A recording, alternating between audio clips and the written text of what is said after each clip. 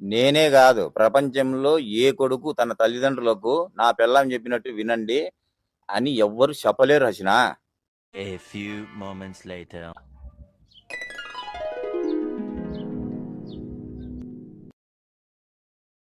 మీ daddy వచ్చాడు.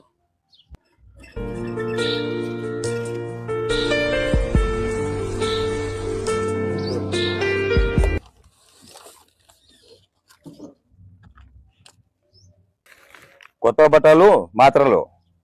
ఇప్పుడు పండగలు లేవు కదా, ఎందుకు కొత్త బట్టలు? మనకు ఎవరు పేషెంట్లు కూడా లేవు కదా, ఎందుకు మాటలు?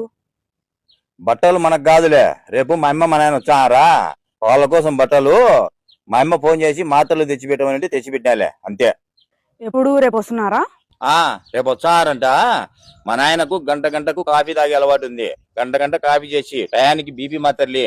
మా అమ్మకు షుగర్ ఉంది. ఆయమ్మ ఏమి కోరికలు కోరితే, ఏ వంట కోరితే ఆ వంట చేసి, మా అమ్మ ఏమన్నా మాట్లాడినా ఎదురు మాట్లాడాకో.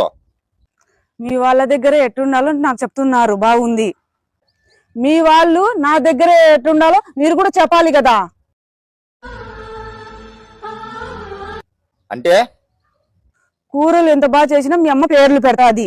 ఉన్నీలేబ్బా, వాళ్ళకి వయసు అయిపోయింది కాబట్టి చాదస్తము ఏందోటి అంటారు. నువ్వు అవన్నీ పట్టించుకోవాకు.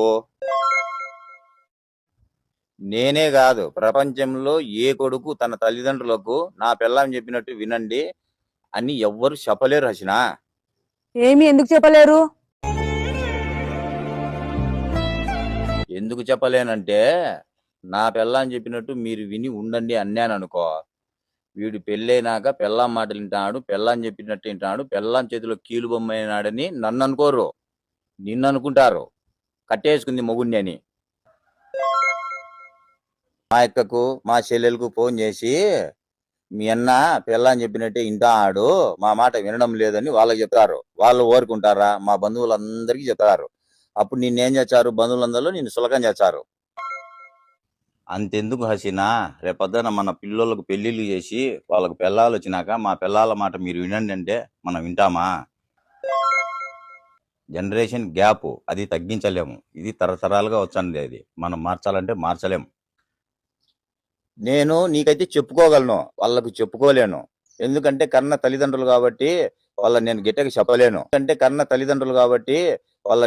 చెప్పలేను. నీకైతే గిట్టకి చెప్పగలను కాబట్టి చెప్పాలన్నా అర్థం చేసుకో. వాళ్ళు ఉండేది ఒక వారము, ఉండిపోతారులే. సర్లేండి, సర్దుకుంటానులేండి. సంసారంలో సర్దుకుపోయే మనసు భార్యాభర్తలిద్దరికీ ఉండాలి. లోపలి పో.